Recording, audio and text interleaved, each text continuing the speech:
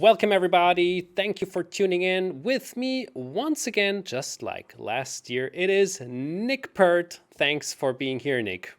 No, thanks for inviting me. Well, yeah, it is actually, if you want to call it like this, almost a little painful invite because last year we were talking about you becoming the British champion over the board, which was like super great. It was a very successful and popular video, and you can see it in the link below, of course. We also have it there. And for some reasons, you were scoring better this year than last year, half a point more, but it only went to the second place. So my goodness. Yeah, that it was quite an exciting finish to the tournament. Yeah, but most of it was out of my hands. So exactly. Yeah, that's the way it sometimes goes. you cannot influence it, but I just still want to congratulate you that you have even done better than last year, and you're still constant with your strength against a very strong field after all. So well played, and what a nice tournament it was after all. And what a surprise winner we had with Harry Grieve after all. So that's something interesting Yeah, too. massive surprise. I mean, I guess that's quite good for chess in general if a young guy wins it. Someone's not even an international master, or presumably he's got his title, I think, after this tournament. It But yeah, quite a big surprise. I think a few of the established names struggled a bit in the tournament. Some of the experienced grandmasters lost quite a lot of rating points. So maybe that's the way it's going these days. The young guy is taking over, but we'll see anyway. We will see. Um, Yeah, so we will, like last year, we will go through a couple of your games, but this time we will check out some of the key positions, and I'm very looking forward to investigating them with you. And for you at home, we have all the games below in the ChessBase article. You can see the description in the YouTube video, of course, so you know where to go to. Well, the board is yours, literally, so we can take a look at some of the games. Yeah, sure. So, is it okay if I share my screen? Is Yes, that please. should we start? Okay, so, so yes, so actually, like the sort of interesting positions for me started actually in round one, and I was playing against this player, Victor Stoyanov, who actually plays at my local chess club, Okay. and we got this position here, and it's black to move. Go on, I'll give you a little test then, Anya. If you're black here, Oh, how would you go about trying to draw this position? This is okay. testing. I actually have a question like this in one of my typical mistakes in the Yes. videos. It's a very similar concept to this one, so And this it's is, good. by the way, since you're just mentioning it, of course, you have noticed it. We just have a couple of days left for the typical mistakes bundle, which you can get right now.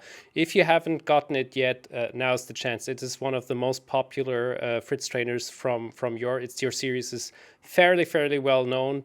It's from typical mistakes which the players between a low rating and a bit of a higher rating make, and in different stages and levels. So yeah, and this is one of the examples. So I believe, oh gosh, how to draw this? This is really tough. This was the position. How funny. So yeah, black to move. I mean, maybe I don't know if it's easier to put it from black's point of view, but yes, a similar concept. So obviously, the idea of typical mistakes is looking at players' different rating ranges and seeing what kind of mistakes they generally make, and then trying Okay, to put them into different chapters, and that has proved to be quite useful, I think. But yeah, go on, see if you can I figure it out. think I will just take on g3. Very good. Yeah, excellent move. Yeah, because if you don't take on g3 and white gets to move the g pawn, then that's probably a lost position for black, Looks like, realistically. yeah. So you've got to take on g3. Okay, I have to realistically take the bishop, and you correctly identified that the main concept is to get the king to the a8 Yeah. corner. If you can get the king to a8 successfully, then it's just a standard textbook draw. So my opponent played king f7, and he actually offered me a draw at this point. But I actually had one little idea in mind. So rather than simply accepting the Ah. draw, I came up with my one idea. So if, for example, I just try to bring the king in, so for example, king f4, I can't stop his king from reaching the corner. So I might get something like this, Yes. and then he gets back to a8, and that's the standard draw with the rook's pawn, bishop and one kind of rook's pawn. But instead, I had this idea after king f7. I played this move a4. he was now, I think, relaxing. I think he just assumed it was a draw, so he played sort of quite quickly now. Played king e6, and this kind of played into my hands because I was playing quickly, sort of bluffing, as in like, It's over so, anyway. yeah. Yeah. So I put a5, and now in this position here, he made a key mistake which cost him the game. So No. yeah, it's actually very important what move you play here with Oh black. my goodness. He lost So this. yeah, so which move would you play here with black?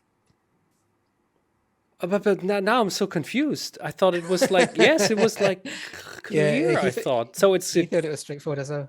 king d7 or? Yeah, I mean, king d7 is the correct move. Yeah, king d7 would have been the correct move. Yeah. He played king d6 again, but then after a6. King c8. Yeah, you looked a bit unsure whether to go for c6 or c8, but yeah, c8 is actually the correct move. That's the correct move. And c6 doesn't work.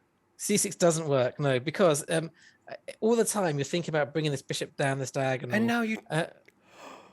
but in fact, there's just another move that white has here, which just wins straight away. You just go to d8 with the bishop or something, right? Exactly, yeah, Oh my d8 or goodness. a5, yeah.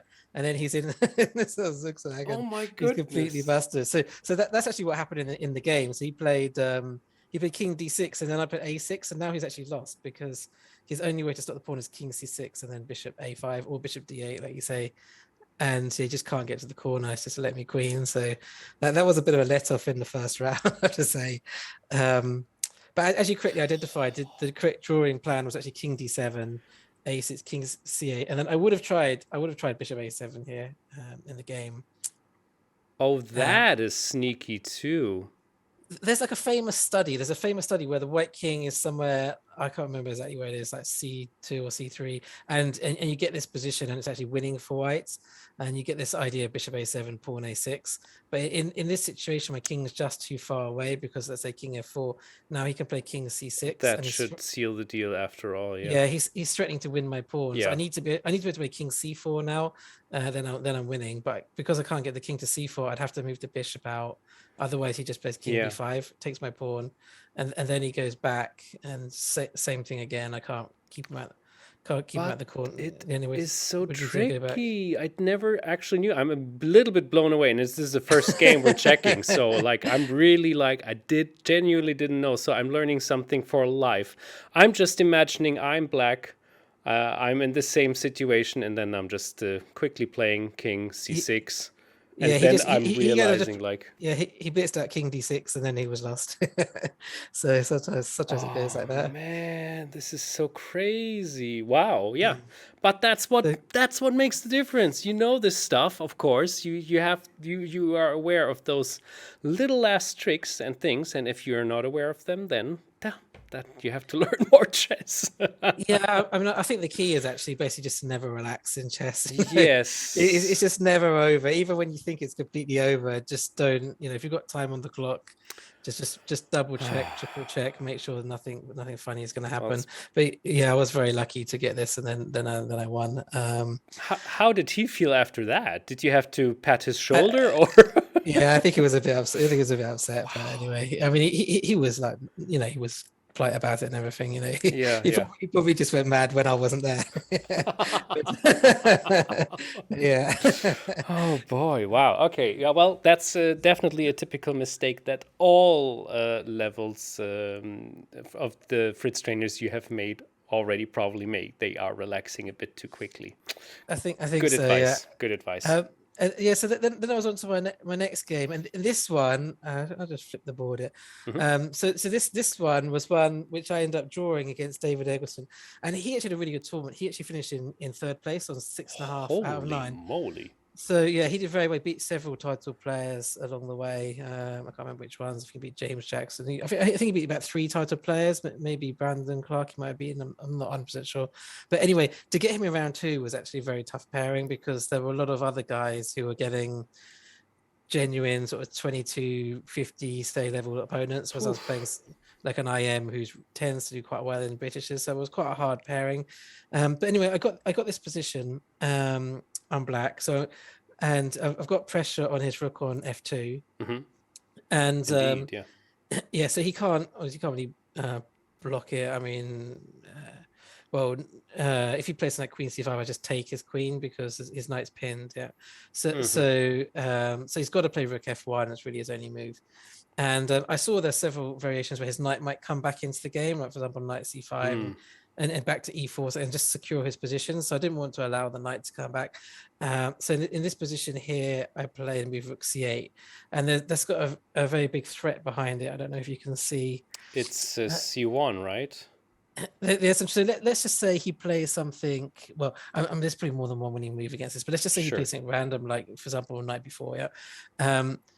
Yeah, there's a kind of forcing checkmating. I mean, there's probably say more wins, but there's a forced checkmating line here. So what about this idea of Rook C1 now? Okay, so Rook C1 probably is good. I don't know if white can try something like Knight D3 and just try to hang on. Barely, yeah, but it works. True, yeah. Barely, yeah. It might be good for black anyway, to be honest. But there's an absolutely clear cut forced checkmate here. So yeah, this is testing your tactics. You immediately take on F2, right? Yeah, you take on F2, and in fact, the most clean is probably with the queen. Yeah. Wow. Yeah, Rook That's takes. A nice tactic. I mean, it's true actually. Rook takes probably would have just won as well. Yeah, but yeah, this is like clearest anyway. And then yeah, obviously going to checkmate when white blocks it. So yeah, this was my main threat. It was this queen takes F2. So he played, and I actually looked here. I looked actually. Oh, what happens if he goes Knight C5? Because I thought, okay, Knight C5 is a bit of a tricky move. He might try it to mix things up. Ew, this is tricky. Not in the pin anymore.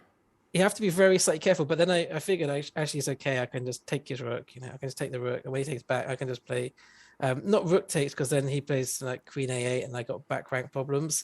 But I can just play queen takes, and I think it's just winning for me basically. Yeah. So I thought, okay, Knight C5's covered. Yeah. So then he played G3, and my original intention in this position, we were both starting to get a bit low on time, was to play Rook C2, and I thought, okay, if I play Rook C2.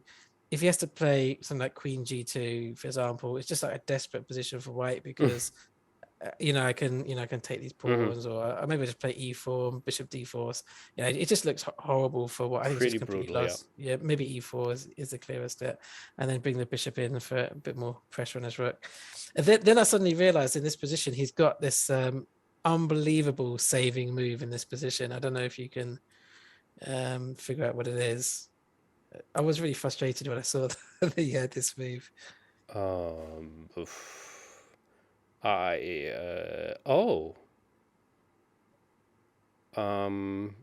it cannot. No. I'm wrong. It's along the lines. So we just looked. It's actually Knight C5 now, and this incredibly is actually saving the game for white. Because if we take it with the queen, for example, then he just obviously trades, and then he just takes my rook, and it's definitely not losing for white anyway. No, definitely not. No. No. And if I take with the rook, he's got rook takes rook, and so I guess the critical line is if I play rook takes rook first. But then after rook takes, he can take back with the rook, and now still if I play queen takes C5, I think he can just play queen D8 check. And then I block it so that you can just take, or maybe queen f6 is a draw as well. Take, and it's obviously not losing for white again. And if I play rook takes, he doesn't have queen d8, but this time he's got A8. Queen A8 exactly, and then he gets me on the back rank. so yeah, it was just very frustrating. I suddenly saw that my whole plan had been rook c2, and he just resigned. And then suddenly I saw this knight c5 move, so I was thinking, I thought, okay, he's bound to find it because it's really the only move he's got. So then I played e4, and he played king g2, and then he offered me a draw, which actually was quite clever timing, and I ended up bottling out because quite low on time. But the line I'd been looking at was take e3, and then rook here, and I was trying to figure out what is going on in this position, and that's actually very hard to do. I think it's supposed to be super equal. Wild. Yeah, but it's just, it could go either way. Like, for example, a computer would say like, oh, that's probably equal or whatever, but of course this looks far from equal. With flags hangers. I mean, for example, I mean, if I thought about it, if I'd seen this move, I probably would have tried e2 here. But just with the idea, just if he plays, for example, rook e7, of just sacrificing that pawn and just trying to get some tricks something like this, quite, because it looks quite dangerous, even though I'm 2 pawns Mm-hmm. down, and I've got mating ideas. I think he has to find Queen D1, and he has to be quite careful. Then he has to find King G1, and unfortunately for me, Bishop D4 almost works because if he takes, But but when he it's takes check. it's check, exactly. Yeah. Exactly, it Annoying. almost works. And if I move my king, I think he can play something like this. This is just one line, and then I think I have to take a perpetual or something like this. Uh-huh. But yeah, if I'd seen something like this, I probably would have gone for it. But I was nervous after this of what would I play if he played Rook F7, and one line where it could go wrong, for example, is if I play Rook E8, which looks like quite a natural move if you're Yeah. trying to win. It's actually a mistake because he could play knight e7, and after e2, knight takes rook. I get a second queen, knight takes bishop. The computer actually says that white's completely winning here, black's completely busted. Even with two queens on an open board, you're just completely lost. That is crazy. Which is, yeah, it's just, I mean, if I had this position, I would just assume there's got to be like a way to get at least a draw or something. Sure. But apparently, it's just completely lost for black this Gosh. position. So yeah, it was. I mean, it was a kind of pretty well timed draw for by him, but it was a bit of a mess. Maybe I could have played on, to be honest, but yeah, it was still, I still think all results were possible at that stage. I think this draw was a good decision after all. I mean, you can equally mess it up again too, like that. It can kind of go either way. Yeah, it can go either way with. I mean, the problem for me was, and this is probably like a lesson that I should teach myself, is that in this position, well, after he played G3, I saw like quite quickly knight C5 was a problem with rook C2, but I ended up using up nearly all my time like trying to calculate some kind of forced win in this position, and there wasn't really a forced win to do with the f2 rook. In fact, the only winning move is quite a weird looking move, quite counterintuitive. It's actually rook fd8, which seems a bit strange, and then queen b3 e4. This apparently is a winning for black. But my opponent said he saw this idea, but I didn't see it because I was so focused on hitting that rook on f2. Didn't even think about moving away from the rook. Understandable, yeah. Yeah, apparently this is good. But yeah, I think I think I just spent too long on this position, and I had to, given that it wasn't gonna happen anyway. This rook c2 wasn't gonna work. I think I should have just played my move, my e4 idea, and just gone for it and not taken too long on that turn. Yeah, fair enough. Probably right, because then I was in a difficult position when he's offering me a draw. There's no time on the clock. It's quite hard, isn't it? That is hard, yeah. But anyway, so yeah, that was a drop draw. Then I think I had like a couple more draws, maybe 1 or 2 wins, and then I got to this position, this game here against Ezra Kirk, one of my teammates in the Fawn Seal. Actually, David Eggleston is as well, and I think I played Keith Arkler, who's as well. So I caught up my own teammates I was playing, so we got to this position here. This is like an end game one, and in this position, black.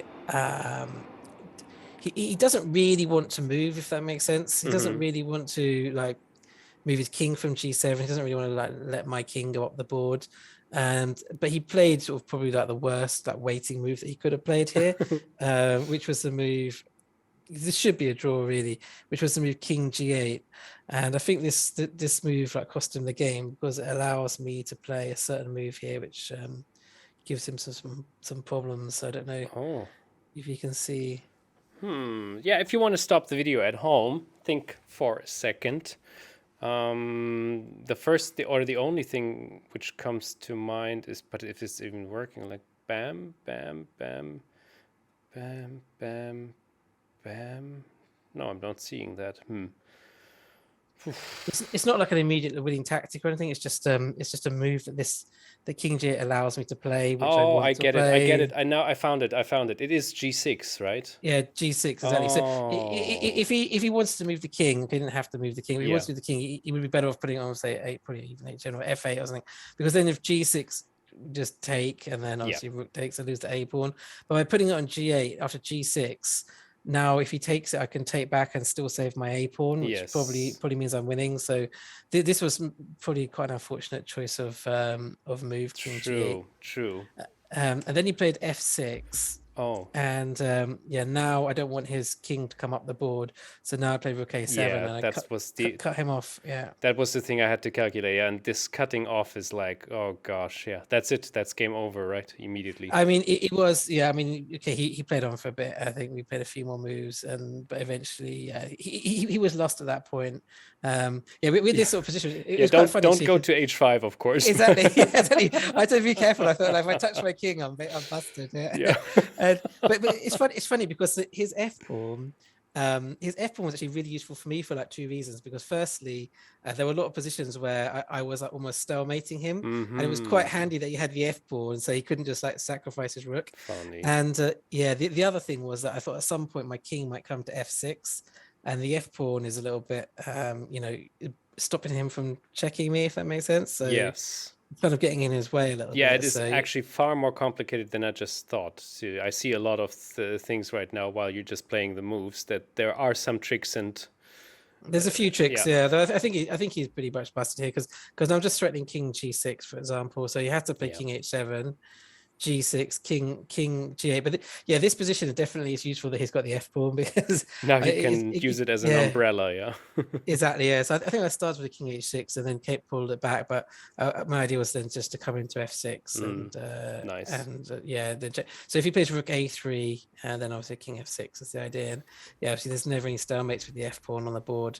So he played to c3 with the hope of obviously checking me, but now he's not controlling the a pawn, so now I can just move the rook out of the way and queen the a pawn, and okay, it was I think he resigned here.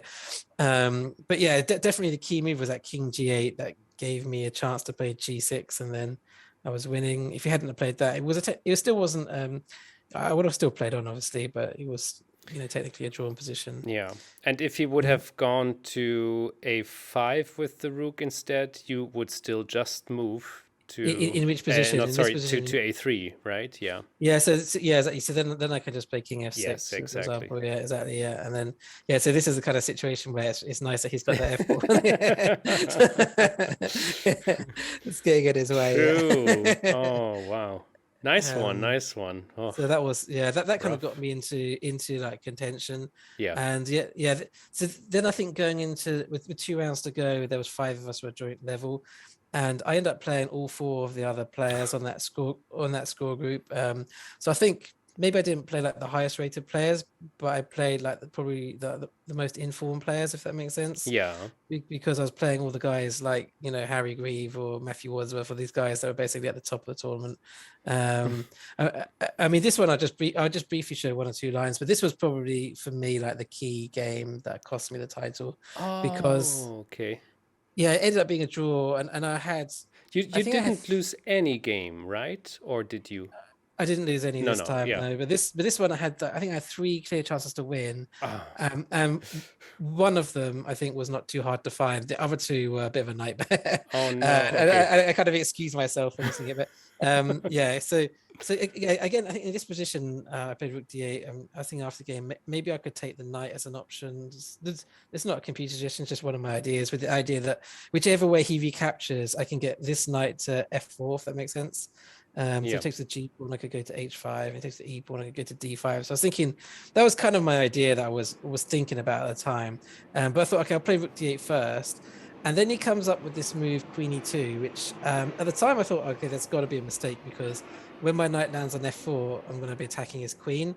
But the more I thought about it, the more I realized actually it's a really strong move. And then the computer agreed that it was actually the best move. So yeah, it was probably the move. And this is where I end up losing a lot of time. And the main problem is if I take the knight now, he can take over the g pawn, and then his queen is covering the h5 square. Mm-hmm. So I can't get my knight to f4 quite so easily. Especially, if okay, this is part of the problem. If knight h5, you can just take it, and it's probably about equal. So I was really trying to find some way to get one of my knights to f4, because I thought, okay, that's the key. If I can get a knight to f4, then surely I'm doing well. So I started with how? Oh, okay. So knight f8 was my first move, but I can't take his knight on f5 now until I've played like knight e6, because that cuts my square. But then he plays knight c4, and he just was making it awkward for me. So now if I play knight e6, he can take on e5. So next I tried to play knight d7, to defend the pawn. Yeah, then he played f4, which was another annoying Oof. move because he just like not giving me that time I need to play knight e6, You knight prepared f4. everything, and then you just Yeah, putting in those yeah, obstacles all the time. yeah, exactly. I think that's kind of key as well. He's got to play. I mean, his position is like critical. If I get my knight to f4, he's really going to suffer. So Sure. yeah, he's got to like keep that pressure on now basically. So anyway, so I played f6 to secure the one take, and then I took with the knight. I think after f takes rook d1, I was just a bit nervous that he was going to start getting quite a lot of play here. So I took knights, which I think was supposed to be the right move. He played g5 again, like another move, just putting pressure on me before. Annoying. Yeah, just not letting me settle, trying to open up this long diagonal for the bishop. And now I actually missed a winning line, and I don't think it was that obvious, but apparently this was the winning line: bishop f7, queen e2, rook d2, queen g4, and then there's a killer blow here, which I completely missed. I mean, I'll be impressed if you can see it, but Oof. Been very. Just an hour ago, I was solving tactics with Lawrence Trent, okay, but yeah, this is another one. there is something about the queen having to be there to defend g2, but I haven't figured out what yet. So, to not delay this too long. Yeah, so actually the key move here, which I missed, was actually rook takes e4. Ooh. Yeah, so Oh if you my take goodness. yeah, so if he takes with the bishop, then That's mate. I've got the mate exactly. Yeah, Beautiful. and if he takes with the queen, then I've got this bishop d5, and apparently it's winning for me. Oh, So that was my first chance to win, but I don't want to beat myself up about it too much because I feel that's quite that's tough. that's actually quite hard to see because at first you see that queen on g4, you're thinking, oh my goodness, I'm the one who's going to get mated. Exactly. The queen, the knight, yes. the bishop all aiming at my king with rook. Yeah, so but I didn't realize rook e4 apparently was winning for Yeah. me. So that was my first chance, but not maybe the easiest one. So anyway, so I played b5. And yeah, it's all got a bit messy. So my second chance was to play rook d2 rather than take the knight. Was to play this move rook d2 as like again. Yeah, it's an in between move, but I actually sort of slightly considered that move, and well, firstly I wasn't sure if it made that much difference, but I also was a bit afraid of this move knight h6 because after knight h6, yeah, pawn takes knight. You can play knight g4, and this is really messy, just leaving his queen on pre. And apparently I have to play knight d7 here, and then I'm winning. But obviously, like my brain was just fried at this point. Oh my goodness, this If looks. if I take his queen, he takes the pawn Exactly, and wins the queen back. Actually, yeah, where's the queen? Right? Yeah, the computer actually gives like the perpetual here. Oh my. I think knight back to f6, but yeah, and repetition. Wow. Because if I put my king somewhere else, I guess he gets the queen and possibly the rook as well, doesn't he? So Yeah. Yeah, so that was maybe my second chance, but I think again, not an easy one. Very I would tough. say Very tough. Yeah, we forgive you, Nick. Yeah, thanks. This was the third one, and this one is the one I feel like I should have. I should have got. That's where it gets painful. Okay. Yeah. So I should, but yeah, I played knight e6 here, and apparently it was a technical draft. But looks very, very reasonable. Knight e6. Yeah, I think after take it, the computer said it was at level position. But apparently, what I should have played is rook takes d1, which was a move I had actually obviously considered because it's not that clear what he wants to take back with. Because if he takes with the queen, it's slightly weaker for him. I think I can get my rook into potentially into d2, which is quite annoying for him. Okay. And this is supposed to be good for me. I mean, I got nervous that it looks like he's got an attack, but actually, it's not really going to go anywhere that fast. Apparently, this is a very strong position for black. And similarly, if he takes with the rook, his rook's slightly misplaced on d1. He actually would prefer to have his rook on f1 in a lot of lines, especially where he moves the queen, and I play queen takes c2. So if I play, for example, knight e6, now in the game, queen takes b5 ideas, but now I have queen takes c2, and I attack the rook and the bishop. So this is a bit problematic for him. So this was probably like where I could have possibly, reached a sort of a strong position, I think, and won the game. But anyway, that's tough. It was messy. Yeah, it was a messy game. But in some ways, like I drew this game, and Harry Grieve won black against Matthew Wadsworth. So also in a messy game. So in a way, that was the difference between us, really. The tournament is that he won against him and I didn't. So, yeah, that's probably key. But and anyway, yeah, I'll quickly move on to another one. So you see, this is one of the games of Harry. So you probably haven't heard of him before, have you? I'm not sure. No, if you... never. But yeah, he's kind of a relatively local to me, actually. I played him in the local league before, but obviously he's stronger now than he was then. Yeah, seems like it. Yeah, he seems to. Yeah, he's definitely improved. But yeah, I found his preparation was really. I mean, it felt like he'd done a lot of work before the tournament. It felt like he'd really beefed up because he was playing. Although he knew his openings well, it was a very kind of narrow repertoire that he used to have. And so I was preparing for his narrow repertoire, but I thought, okay, I've got some ideas against it. Yeah. And I think this is where he's getting caught out against the top players, but. In this tournament, he was bringing out new ideas, and they were quite theoretical as well. So he'd obviously done quite a lot of study, I think, beforehand, and really paid. And obviously, he played well as well. But I felt like his opening preparation was really, on a good level, and so that helped him. That's helpful, I guess. Yeah. Yeah. But yeah, here this was a tactical move that he had. I don't know if you want to have a guess at it or not? Oh wait, it's White's turn or no? Yeah, it's White's turn. So this is his game round 6 against Grandmaster Daniel Gormally. Yeah, it was one of the kind of top seeds of the tournament. All right. Well, once again, can't get my eyes off G7 at the moment. Oh, look at that! Perfect. So yeah, Rook takes G7. So maybe you'll be the next Harry Grieve. Definitely, yeah. Yeah, with the idea, if King takes G7, Queen G3, right? Yeah, Queen G3, exactly, and then you take the bishop and fork the 2 rooks, and you get your material back. But what happens if the bishop takes in between on f4? Exactly, bishop takes. I think you can just simply recapture, because if they take your rook on G7, you can take their rook on B8. So now I see it. Yeah. So you just basically win a pawn, but it's quite an important pawn, obviously, the one on G7.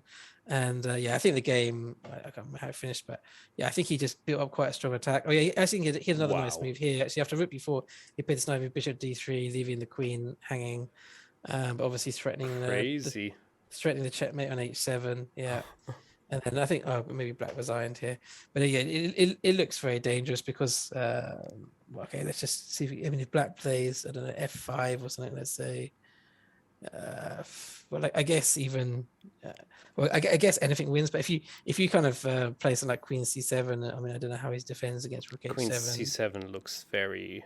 Oh well, there's just a check on g8. Is that working? Rook g8, yeah, maybe rook takes, king takes possibly, and trying to get out. And then the queen g5. Yeah, well, that might work. That might win as well. But the king might slip away, right? Because you can get the rook into the attack as well, can't you? On e1. Yeah, true. I think that might be a winning line. That looks pretty winning, actually, doesn't it? Yeah. Yeah. You can maybe play rookie. You can maybe play rookie. Maybe play rookie 4. Exactly. Yeah, that would be nice. Well, it has to be calculated. So. Yeah, it's close to winning, isn't it? I mean, okay. Well, let's say here with the idea of obviously just rook h7 mate, and then if he plays knight here, we can actually just play it anyway. So yeah, that's cute. That's nice. And then queen g7 checkmate after takes. Yeah. Okay. Then I mean, okay. I'm sure the computer will find out. But I'm sure they were winning lines as well. Sure. Yeah. So that was one of his nice wins. And then. I'll quickly show you the key. I mean, this was like the decisive game. I haven't really got time to go through loads of it, but this game against Matthew Wadsworth. So just to quickly recap the situation, I won my last round game, so I was on 7. I finished on 7 out of 9. Yeah. Harry Grieve was on 6.5, and Matthew Wadsworth was on 6. So if Matthew had won with white, then I would have played Matthew in a playoff for the title. If it had been a draw, then I would have played Harry in a playoff for the title. And if Harry won, obviously he was just a champion. So I was really hoping that, I mean, I didn't really care which one of them I played. But I was just hoping that Harry didn't win, because they just knocked me out of contention. And unfortunately, that was the result that he got. I mean, looking at the way the game was played, it felt like Harry was trying to avoid the playoff anyway, because he was going for it from the start of the game, and he was 2 exchanges down at one point, and he was just really Jeez. playing a very aggressive game. I think someone nicknamed it like the Crystal Maze game or something. It was quite a crazy game. But yeah, I think this was like the key mistake. Although it'd been back and forwards, for a long time. I think both players had chances to win. When he played Rookie One was key mistake. I think he could have got a draw with Queen D5, and then so for example, something like this, he could then sacrifice the rook. Yeah, but of course, Then yeah. Queen G1, and then but he might not have been looking for a draw. He might have still been looking for a win. Exactly, that's what I just Yeah. thought, right? He would Yeah. all go like, okay, I'm going all in. It doesn't matter anymore. Yeah, because he might want to be the champion himself. So that was it. So he played Rook E1, but he's probably trying to get the queen back to D1, I guess, Yeah. and try to create some checkmating ideas. But then Black played this nice move, King F2, and now. Oops. I guess the problem is if you go Queen D1 now, then your own king is quite exposed, isn't it? So Black might, you might get checkmated yourself. Yeah. And anyway, he kind of got the rook out, but yeah, these black pawns just kept coming for him, and then he just no. Yeah, he just couldn't stop them. They were just all coming, and I thought Black was going to get about 4 queens at one stage. It's quite a nice finish to the game, actually. I'll show you the finish. I mean, okay, it was kind of over at this point anyway, but it looked quite nice. And, I mean, 4 queens on the board is always nice. Yeah. And if it's lasts more than 1 or 2 moves, that's rare. Yeah. Yeah, it's quite rare. This one didn't. So in this position, he sacrificed the queen A1 check. And after takes, beautiful. Then queen B4 and then queen B6 checkmate. So quite a nice finish. I mean, when your opponent's got 2 queens and you checkmate them, it's good. So I think he did play like a strong field, to be fair. And he played very well. He prepared very well. So at the end of the day, he got 7.5 out of 9. It's a big score. When you play 5 GMs and 2 IMs and whatever else he played, you can't really question that. So like you said, I got more points than last year, but there just happened to be someone who played a really strong tournament. Sure, yeah, of course, yes. No, but I'm. You can unshare this. Was this the last game you wanted to show? Yeah, right. Yeah, it's okay. I mean, there was another game, Game of Torn, but I think I could just send you that. You can put it in the notes if you like, if anybody wants to play through it. But that was the kind of key last game of the tournament. Yes. For me, anyway, just sitting and watching and waiting for that game to see if. See if the results went in my favor or not. Unfortunately not.